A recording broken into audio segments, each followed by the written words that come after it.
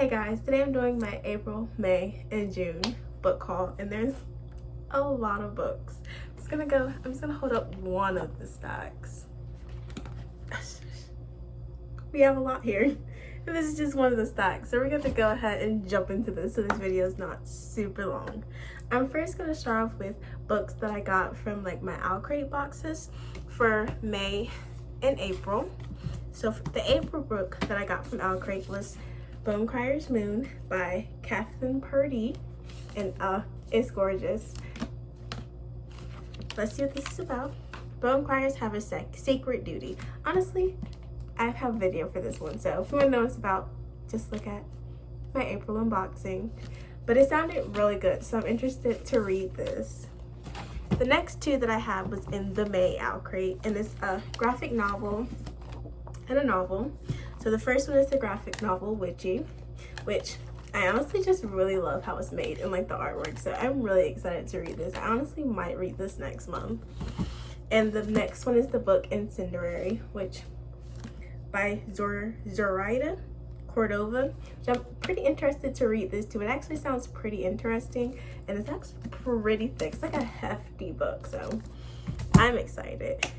The next category we're gonna jump into is mangas, and I have 4 right here.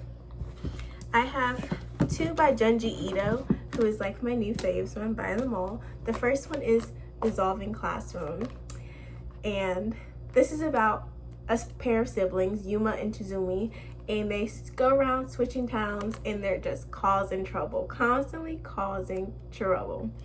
And it's like compiled of 4, 5, 6 different short stories, but it all contains the same characters, and they're like all doing the same, like it follows the same plot line, but it's different stories with like different things going on. And honestly, I really love this book. Like, it wasn't like boom 5 stars, but like there was a good amount of parts in here and was like, oh my gosh, what is this foolery?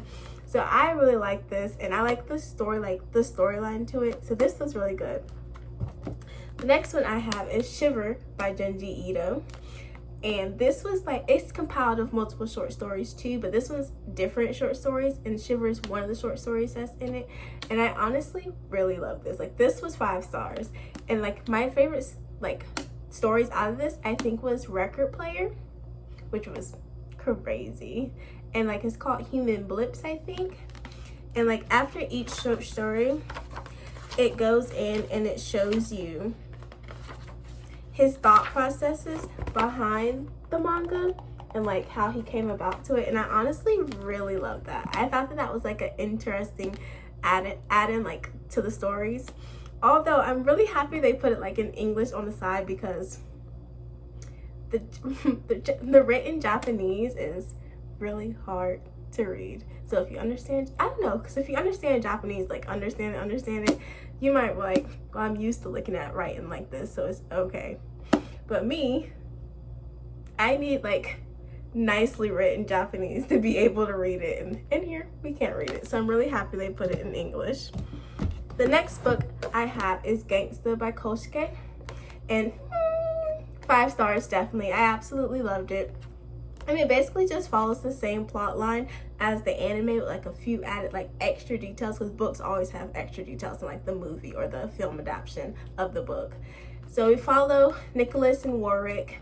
They're 2 handymen in Ergastalum, and there's 4 factions, but somebody wants to like step out of the factions, so he comes in, he's causing trouble, so they're here to fix it out. And if you haven't like seen it or heard of it, Nick is a Twilight. He takes uppers and downers, and it gives him more strength than like the average human. Think like a werewolf and Teen Wolf without the wolf form. They just have more strength depending on their rank, and it goes from F or D to S being the highest rank, and Nick is an A. Yeah, he's an A. So he takes care of like the Twilight problems, but then there's anti-Twilight factions. So there's all of that going on in here, and this is only volume 1, but you kind of get like a introduction to it because it follows throughout the whole series. Anyways though, I love it. We loved it. Great read. The next book that I have is Death Note Black Edition Volume 1. This is by Sugumi Oba, and I absolutely love the anime. It's another one. And I never thought about picking up the manga, but then I was like, you know what? Let me pick up the manga. I might just love it as much as I love the anime. So here we are. And if you haven't seen the anime, we have Light Yagami. He's in high school, bored his life, insert Death Note. He gets it and he's like, what does this do? He writes a name, boom, they die. And he's like, light bulb, I'm gonna become the god of a new world and get rid of all the criminals. But is the Japanese police gonna allow that? Insert L. And he comes in, he's like, I'm gonna catch you, kidda. You're not gonna get away with this.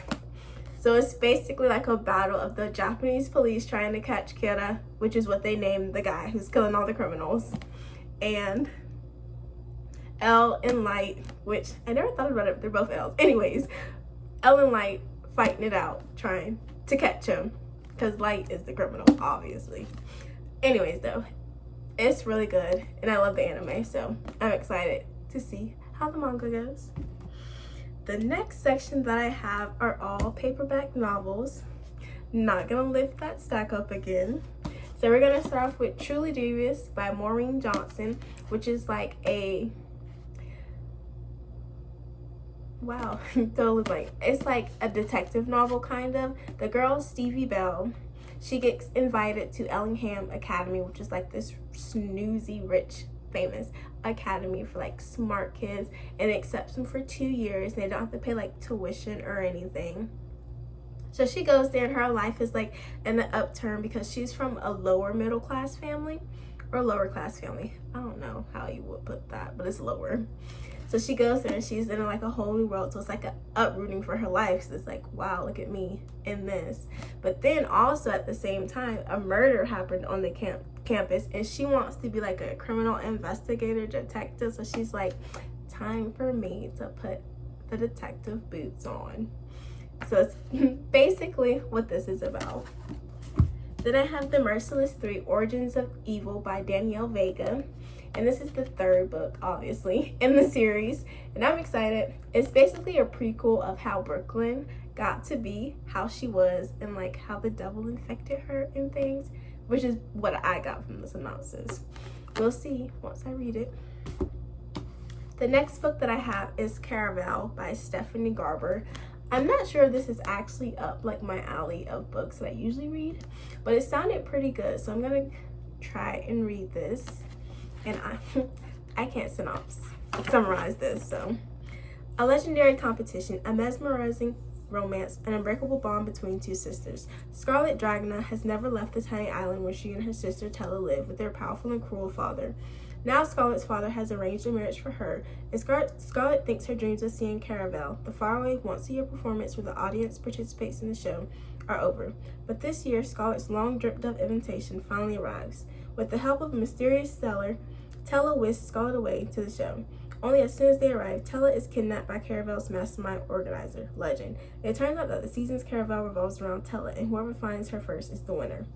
Scarlet has been told that everything that happens during Caraval is only an elaborate performance. But she nevertheless becomes enmeshed in a game of love, heartbreak, and magic with the other players in the game. And whether Caraval is real or not, she must find Tella before the 5 nights of the game are over. A dangerous domino effect of consequences is set off, and her sister disappears forever. So that sounded pretty interesting. So I was like, well, let me just go ahead and pick this up because we never know. I might like it. You know, gotta step out your comfort zone. The next book I have is Moxieland by Lauren Bukes. And I'm honestly really interested in reading this. It says, 4 young residents of Cape Town live in a world where your online identity is at least as important as your physical one. Kendra, an art school dropout, brands herself for a nanotech marketing program. Lorado plots to defect from her corporate employers. Tindeka, a hot-headed activist, is becoming increasingly rabid. Toby, a roguish blogger, discovers that the video games he plays for cash are much more than they seem. On a collision course that will rewire their lives, these characters grapple with bold and infectious ideas, connecting a ruthless corporate apartheid. government with video game playing, biotech attack dogs, slippery online identities, addictive branding, and genetically modified art. Taking hedonistic trends in society to the extremes, Lauren Buke spins a tale of a utopia gone wrong. And I don't usually read books like this again, but this was just too interesting for me not to pick up, because it's like, fight the government. Basically, that's what we have in there, and so I'm excited for it. The next book I have is Recreated by Colleen Houck, and this is the second book in the series. It's a trilogy, and I don't have the first book. I don't know why I bought it like this. I don't think I thought like it was the second book. I didn't look at it, but whatever. Lily Young is about to embark on the journey of a lifetime. When Amon and Lily part tragically, if you've watched The Legend of Korra, Amon, that's like the first thing I thought of when I read the name. Amon transports himself to the netherworld, what mortals call hell. Tormented by the loss of his one true love, he'd rather suffer in agony during Lily's mortal years than fulfill his duty to protect humanity. Heartbroken, Lily seeks refuge on her grandmother's farm. Yet she can feel Amon's pain, and she has been having dreams of Amon continually suffering. Before he disappeared, Amon gave Lily a special item that connects them even though they are worlds apart. Now Lily must use his parting gift to free him and to release their worlds from utter darkness. She is ready to do whatever it takes. In the powerful second book in the Reawakened series, Lily will be tested body and soul. Like, that right there. How could you not pick it up? Tested body and soul? Yes. Sign me up. The next book I have is Hollow City, the second book in Miss Peregrine's Home for Peculiar Children by Ransom Riggs. I love his name, Ransom Riggs. This is the second book, and I read the first one and it was kind of slow for me, so like I liked it, but I didn't like it at the same time. But I really loved the movie, so I was like, I'm going to continue with this series. It might pick up, so I thought the first book was very slow to get to action, and I just cannot read books like that. I need like action or like something happening. So hopefully this book picks up and it's not as slow as the first one. But I'm going to continue reading it, so I'm excited. And if you haven't seen Miss Peregrine's Home for Peculiar Children, it's basically a home for peculiar children, and Miss Peregrine, she's a bird, and they live in loops. But there's also, I forgot what they're called. There's these creatures that's after them to try to kill them and like eat them, because they have this whole conspiracy theory going on. So the son, Jacob, I'm pretty sure it's his name, he's like, well, I'm peculiar but not peculiar, but I'm gonna help save y'all. I don't know if that was a good summary, because thinking about it, I'm like, but that's basically what it's about. The next book I have is Blessed by Cynthia Smith, and this is the third book in the Eternal and Tantalized series, and it follows Zachary and the girl from the Tantalized series. They have to save her restaurant, but she's also a neophyte vampire, so he has to try to help her. And if you didn't know, Zachary's an angel. So it's a lot going on in here. We're really excited for it. I absolutely loved Eternal, and I like Tantalized, but I loved Eternal. So I'm really excited for both books to come together, and we're excited for this. The next book I have is Evermore by Sarah Holland, and this is the second book in duology for Everless. And we continue on, and you have Caro and Jules, and they're battling each other out because Caro is the sorceress and Jules is the alchemist, and they just figured it out. So now, as this tale tells, well, as the story says, the tale, that the alchemist stole the sorcerer's heart, and she's been chasing him since to get her heart back. So that's where we're at. That's what this is supposed to be about, since Jules just found out. I'm excited to read it. I heard mixed reviews that it wasn't as good as the first book, so that's kind of like making me feel about it, but I'm gonna read it myself, see how I feel about it. The next book I have is The Serpent's Shadow, which is the third book in the Kane Chronicles. This took me a while to find, because for some reason I could only find it in hardcover for the longest, and I needed it in paperback, so we finally have it. I'm excited. And when young magicians Carter and Sadie Kane learned how to follow the path of the ancient Egyptian gods, they knew they would have to play an important role in restoring order to the world. What they didn't know is how chaotic the world would become. The chaos snake, Apophis, is loose and threatening to destroy the earth in 3 days' time. The magicians are divided. The gods are disappearing, and those who remain are weak. What are a couple of teenagers and a handful of young trainees to do? There's a possible way to stop Apophis, but it's so difficult that it might cost Carter and Sadie their lives, if it even works at all. It involves trusting the ghost of a psychopathic magician not to betray them, or worse, kill them. They'd have to be crazy to try it. We'll call them crazy. With hilarious asides, memorable monsters, and an ever-changing crew of friends and foes, the excitement never lets up in the serpent's shadow. A thoroughly entertaining and satisfying conclusion to the Kane Chronicles. So I'm excited. I absolutely love like Greek mythology and whatnot. So we're here for this, and I love the first 2 books. So the next two that I have are both part of the same series, and it's the Fairy War series by Herbie Burnett, and I have the Fey Man Quest and Ruler of the Realm. This is the 5th book, the 4th book. It's one of those, and I really love this series. You follow like there's fairies and then there's humans, and they travel into the fairy world. But then there's also demons, and basically the whole series you're trying to keep order to the fairy realm, because it's the dark fairies that keep trying to take over and upset the balance, and they're trying to be the head ones. But then the good fairies, the light fairies, have to battle them, so light stays in balance. And that's basically like the thing of the whole season, is like the whole series is going for like balance. Next I have the Fey Man Quest, which is the last book in the series, and this took me so freaking long to find. I don't even understand why. So it was published in 2011, and I understand like books going out of print, but you know, you can usually find them. But I couldn't, and it took me forever. I couldn't find it on Amazon. I couldn't find it in any bookstore. I was like, oh my gosh. But finally, we found it. We got it. And we're happy. And this is the last book in the series. And we have Holly Blue, which is the princess's daughter. Mela. Sorry, I wanted to call her Mola. Mela. And the realm is at war again. Hairstreak is making a return to cause some trouble, stir up some chaos. So she's cast a spell so her mom will forget she exists. But then she finds this out. So she's like, I gotta help the realm. I can't let it be in trouble. I can't let the darkness win. So she has to find out a way to save the realm. And then there's Henry, who is Holly Blue's consort, but he is kind of wanting to pretend fairies doesn't exist, like there's not another world. He's having like a whole complex. He's having a whole thing going on. So we have to bring him in to help. And it seems like it's gonna be a good book. Who's gonna win, light or darkness? The last 3 books that I have in this haul are all hardcovers. And it's these 3 books right here. The first book I have is the story of King Arthur and his knights by Howard Pyle. And look at this book, like, stunning. I love it. And then the end papers look like this. There's actually 3 stories inside of here. It's not just the story of King Arthur and his knights. We have the Book of King Arthur, of course. That is the first book. But then we have the Book of Three Worthies, which starts with the story of Merlin and Palis. And then we have the story of Sir Gawain.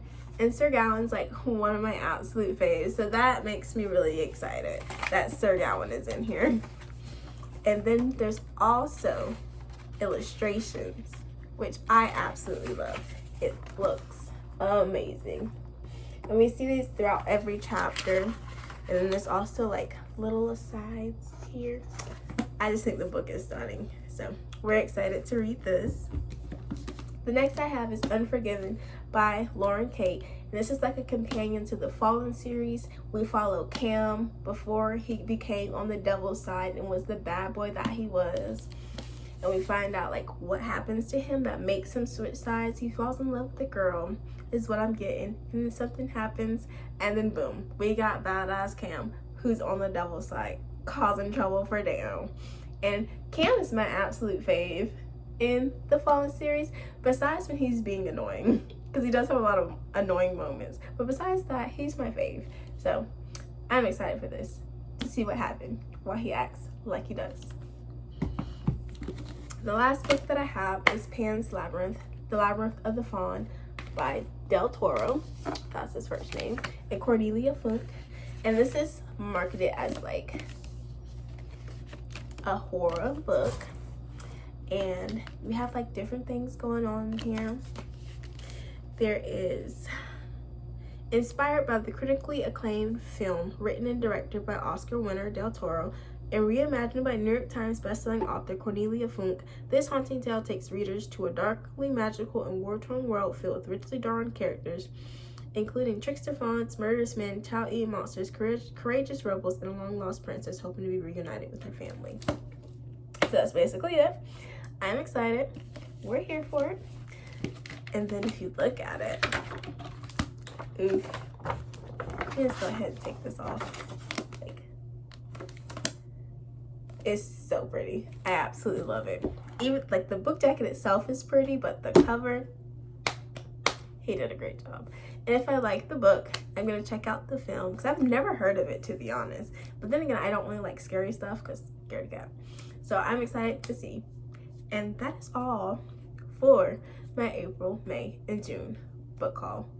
Thanks for watching, and I'll see you in my next video.